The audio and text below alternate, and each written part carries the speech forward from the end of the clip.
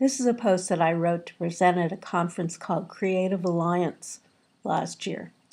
About 44 women, all of whom who were younger than I was, gathered together in Ojai for a weekend that was an incredible event.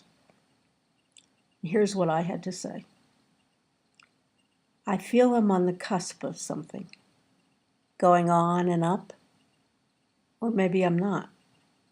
I'm older than most of you. Does that make a difference? When I first started blogging, when I first went to my first blog her in 2006, I still looked and seemed young enough that I felt I could pass. I was actually 61. If you'd asked, I'd admit to 51. Okay, maybe 47. I was still one old chick for that blog her crowd, and I was quite obviously long past the point of being a mommy blogger. But I loved the world of blogging, the blogosphere, the bloggers, and I wanted them to, if not love me back, then at least respect me and count me as one of their number. And so I entered the don't ask, don't tell age closet. What I felt so strongly then was that despite my years, I was still in the upward trajectory of my career. I had the same ambitions as the bloggers in their 30s and 40s, so why should the fact that I wasn't shut the door for me? But I'm essentially such a straight arrow that I had a hard time even then lying about my age. I'd only do it when some site demanded that I give my year of birth, and then I'd close my eyes and shut my nose and say 1955. But even at that, I'm still older than most of my colleagues. Did it matter? Yes, it did. It's about that authentic self thing, you know.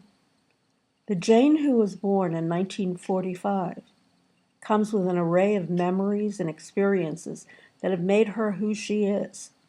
Lopping off the first 10 years of them had the effect, as any psychologist could tell you, of denying the foundation of my formative years.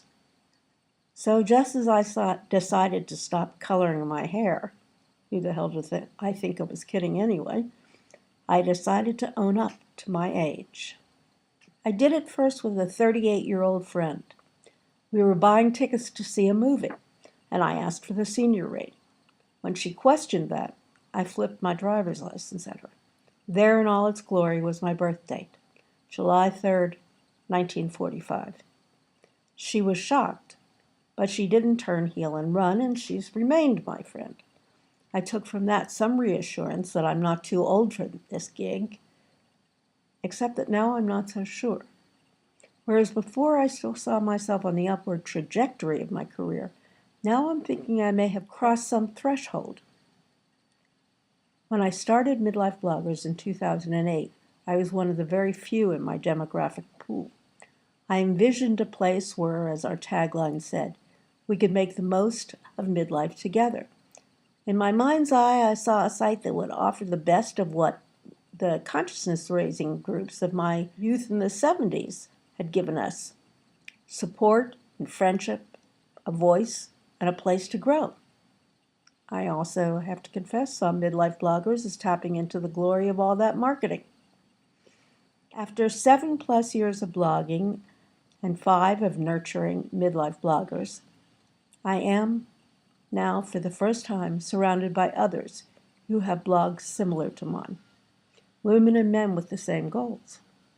I wouldn't say that the blogosphere is actually crowded with midlife bloggers, but there's definitely an active community of us, and they're a vocal community, and an energetic community.